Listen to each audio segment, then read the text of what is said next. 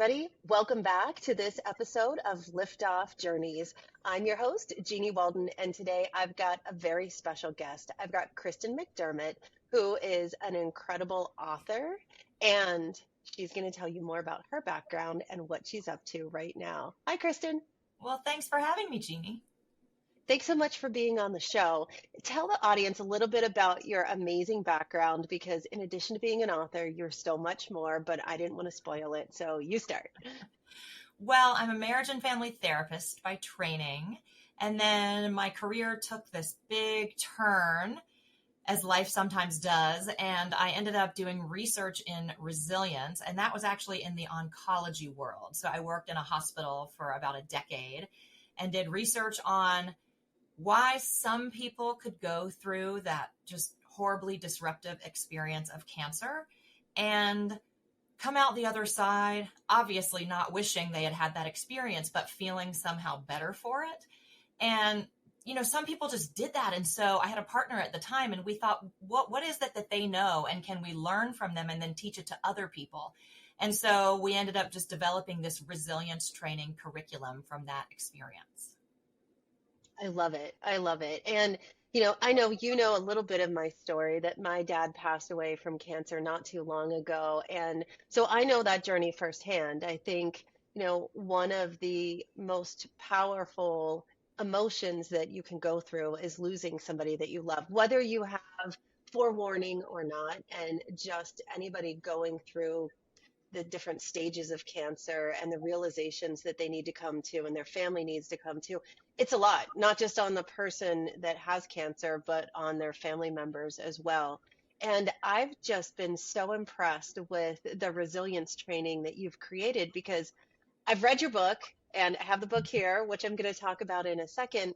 But I feel like the resilience training that you've pulled together is so much more than resilience training just for managing cancer and being a part of the cancer journey, but it's resilience training for almost anything in your life.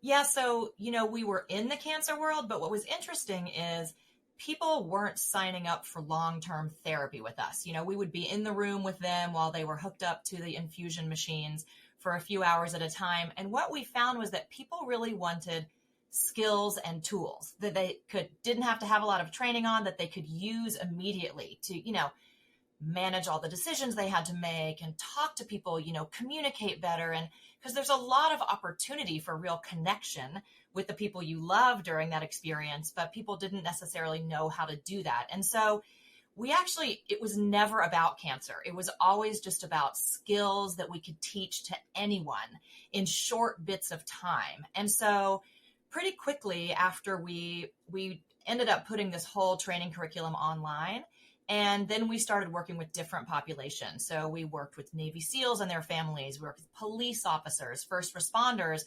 We were going for populations who were under stress, but also who weren't in the habit of going and seeking something like self-help training like that.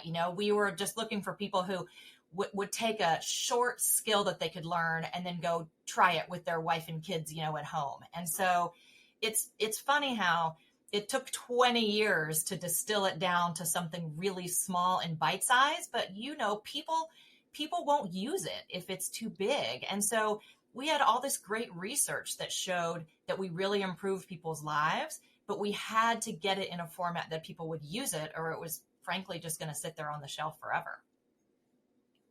The bite-sized format that you talked about, I love because it's digestible and it's powerful and it's something that's easy to remember and take with you. So you've got a name for your bite-sized content format, right? So we have resilience reminders and we call them conversations that empower. And so one of the programs that we've been doing for the last 3 years is actually with police mentors in Watts in inner city Los Angeles. So as you can imagine, these kids have not grown up with any positive thoughts about the Los Angeles Police Department. And so the idea was to have mentors who were doing a couple of things. Obviously, they were, trying to help these kids see the police as actually a useful, helpful resource to them. but also just to start helping people have conversations with people that they don't trust. And it's awkward having conversations a lot of times, people with their own kids. By the time kids reach teenage years, parents don't know how to talk to them. So we create these really short emails, and there's no training involved. You don't have to know anything about resilience. You don't have to know anything about emotional intelligence. You don't have to be comfortable talking about any of those things. These mentors just read the emails, and it's like a 30-second thing that they read about the skill of the week. And then there are 5 questions that they ask. And they're typically doing these in small groups, like sports programs where they're helping these kids. And so the idea is they ask a question and they listen, because it's not about teaching, and it's not about these adults, what kids spend their whole days having adults tell them what to do. It's about these adults listening to these kids who actually know they have a lot of resilience. They just haven't had anyone really tell them how important that is, or really, structure a conversation around it. And so we ended up studying this program for the last few years with a pretty robust evaluation survey. And it's amazing to me because these are kids who have the worst stressors probably anywhere. I mean, these are kids who are having, family members shot. I mean, there's so much, horrible stuff going on there. They have zero parent involvement in this. Like, the parents haven't chosen to get the emails, even though they could. And even so, with these mentors who they originally didn't trust, it's improving resilience. So it's super cool because it's just this little teeny bite-sized thing that you can do in these small conversations you can have in 5 minutes, but you can actually improve resilience and more importantly, I think, improve connection, because that's really, I think, causing so much mental health trouble with our youth, is just the disconnection and loneliness. It's so true. And that's what all the social media studies are showing as well. The more involved you are on social media, the lonelier you are. Kids these days are just growing up so challenged. So it's really incredible that you've turned all of this research into this bite-sized content. And you've given everybody a way to share and engage around that. Now, I know you wrote a book. I have it right here. Yeah. It's called It Takes 2 Minutes. I love this book.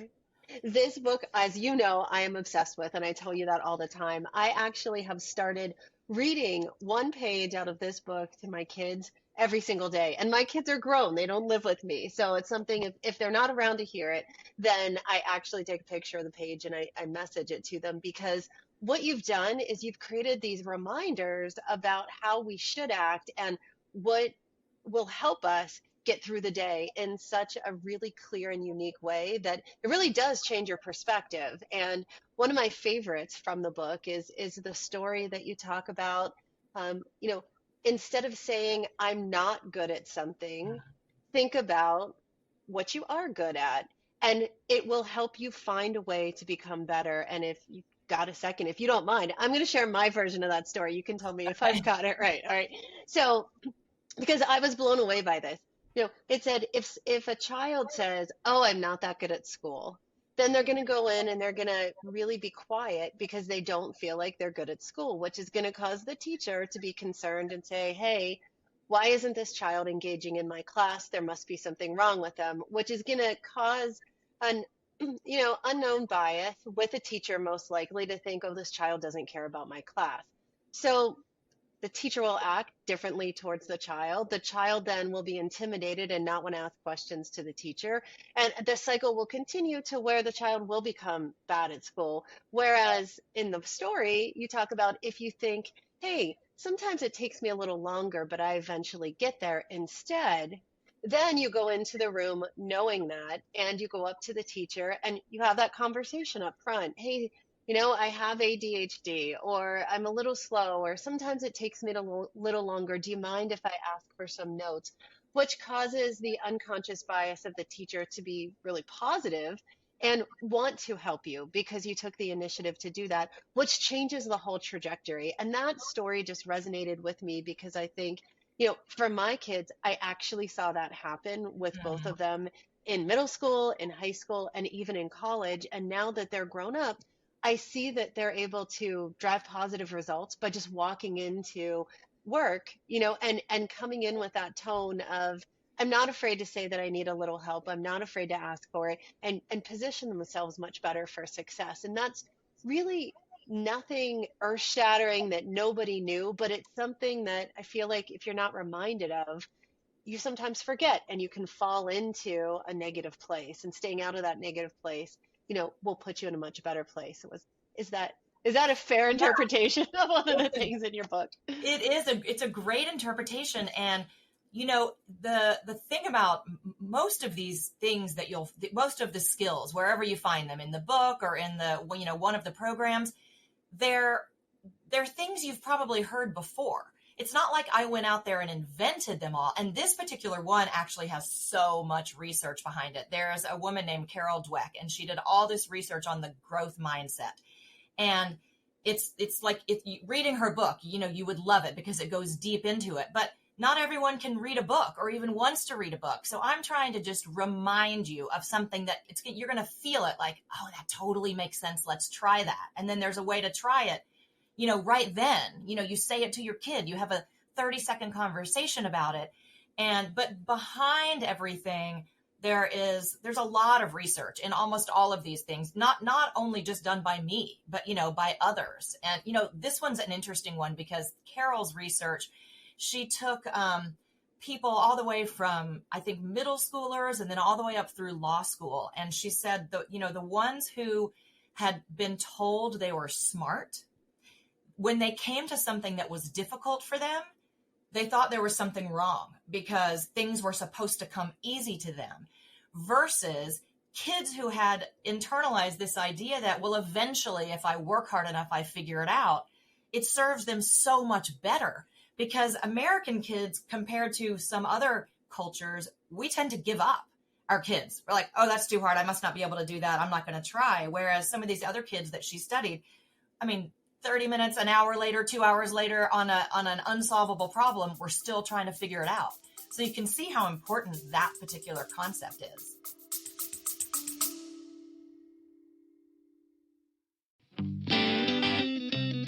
This is Prospire's Soaring to New Health podcast. I'm your co-host, Chris Mladenovic. And I'm your co-host, Dan Krogan. Whether you work in the payer or provider side of the healthcare industry, or are a client or a friend of Prospire, you're sure to learn something new every month when you tune in.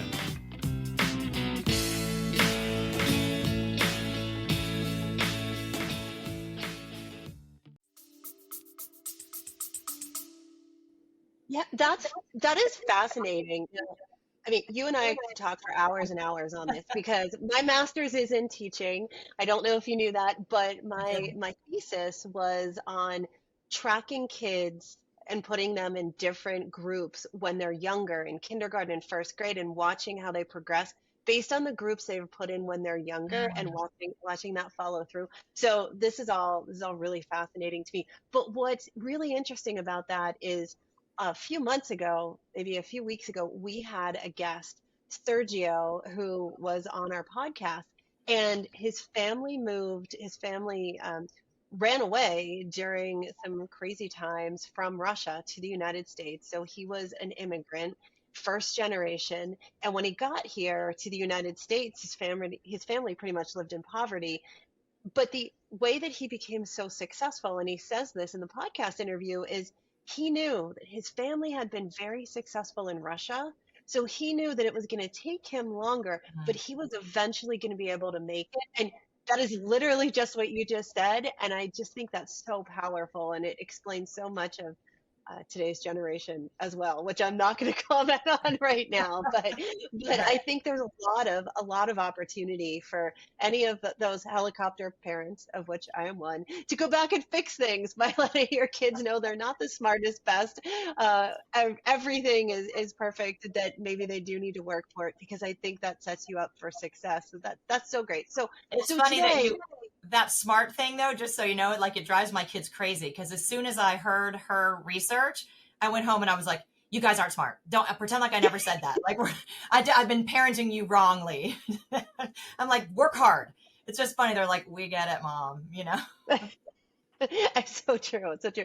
So my husband and I talk about this all the time with our kids. So between us, there's five, and we think about, what did we do right? What did we do wrong? Can we see where we made mistakes and parented differently? And I think, your book was definitely a mind shift. And now this conversation, my kids are all going to be like, oh no, please don't talk to Kristen again.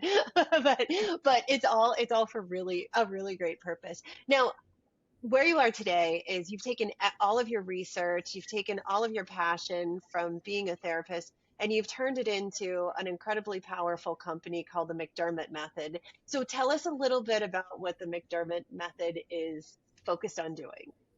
Well, I just have been trying to get this stuff out to populations who could use it. And my personal passion is teens. As a therapist in my private practice, I work with high school, college age kids because I just feel like they're so hungry for skills that help them navigate the world, especially as they're going to launch and go try to create the lives they want for themselves.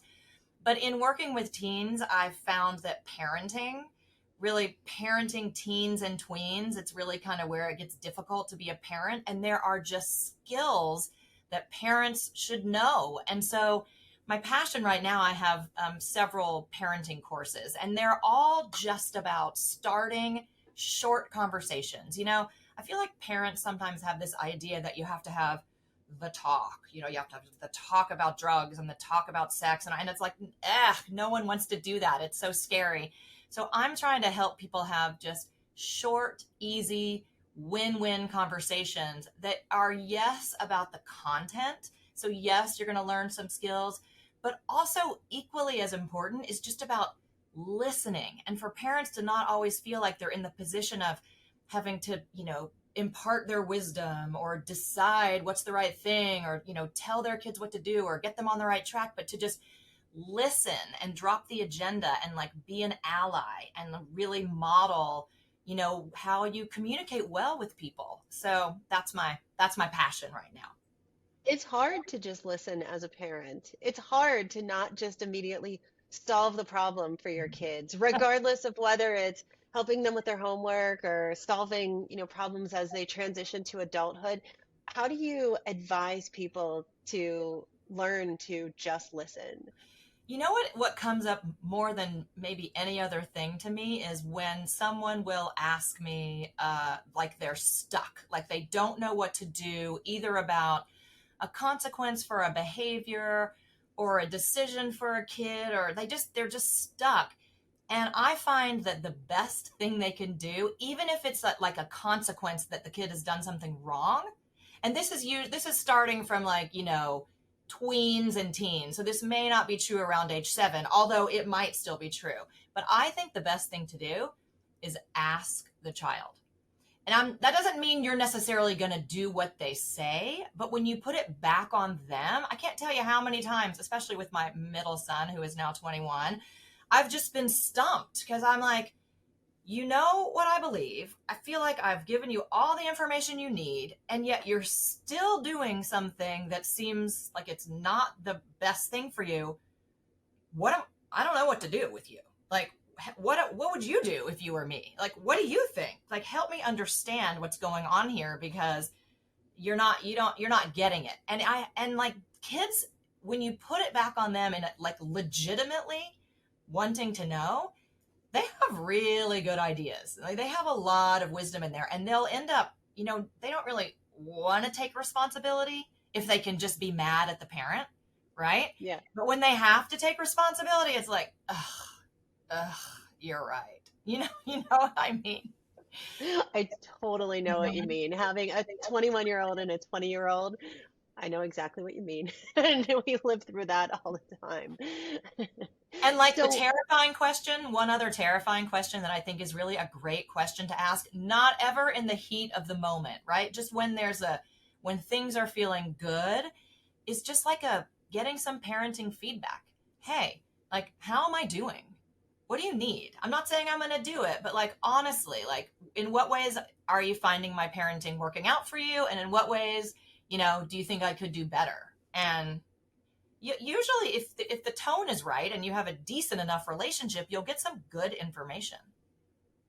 I actually do that with my one daughter quite frequently, and she tells it like it is, and it's quite intuitive and it's Mhm. very interesting. And I end up listening to almost all of it and really taking it to heart and then trying to change the things where, she'll say, well, sometimes you say this, and I know that you mean this, but it comes across this way. And it is Mhm. really great for, I think, establishing the relationship. And I know you and I have talked about some of this intuition certainly is how kids have grown up and just how they've learned to manage through social challenges in school or at home. Some of it, though, I think, we're giving credit to TikTok these days for, Mm. because it seems like TikTok is offering some good advice, some bad advice, but also some good advice for kids when they seek it out. My one daughter will often go to TikTok when she's got a tough problem to solve and look at what others would recommend before she comes to me with a suggestion. What do you think about social media having an impact on helping to teach decision making skills these days? I mean, I can't tell you how many times my college age, mostly female, but clients bring in really deep, interesting information about psychological things. And, and they'll ask me, they'll like, I was reading about trauma bonds or I was reading about narcissism. There's a lot of stuff about narcissism out there. Like apparently everyone's a narcissist, but there's really good stuff out there actually. And I mean, especially if you bring it in for a conversation, you're not like taking it all. I mean, who knows, I'm sure there's a lot of bad stuff too, but I have been pleasantly surprised that there are kind of some rabbit holes people can go down and really gain some awareness about what's going on in their lives. And with all this focus on mindfulness, on mental wellness, on mental health, on work life balance, on just everything around social anxiety and stressors right now, I think the work that you're doing is very refreshing. It's reaching audiences and demographics that typically haven't been focused on in the past, as far as just bringing these conversations to light and making them available in easy and digestible manner. So I know at the McDermott Method, you and your team are making content and education available directly to parents and individuals who are interested in it, but also to businesses and organizations. You'd mentioned the sports organizations, where if companies want to sponsor this content and sponsor it being used for groups or teams, they can have access to it as well, right? Yeah, and actually, frankly, schools. So, some of the schools do certain programs, but typically a school program requires a curriculum and, training people and then finding time in the day for it. And then even then, it's only between the child and whoever that one teacher is. But we are going in and allowing everyone in the entire school, so from staff to teachers to coaches to obviously to kids and parents, to have the same skill of the week. So if you think about it, if you have everyone in the school it's super simple, but like that thing that you said, it's like, get the mindset of working hard instead of, like thinking you're not good at something. If everyone is doing that and there's little conversations in different people's words, right? Because your coach will say it a little differently than your, parent or whatever, but it's all these little mini conversations. Think about how that changes the culture of a school in a positive way. So that's what we're really Yeah, excited about too. it's really exciting because, they say it takes a village to raise a child. Everybody knows that. It takes a network of people to help you be successful in life, or that's been proven out too.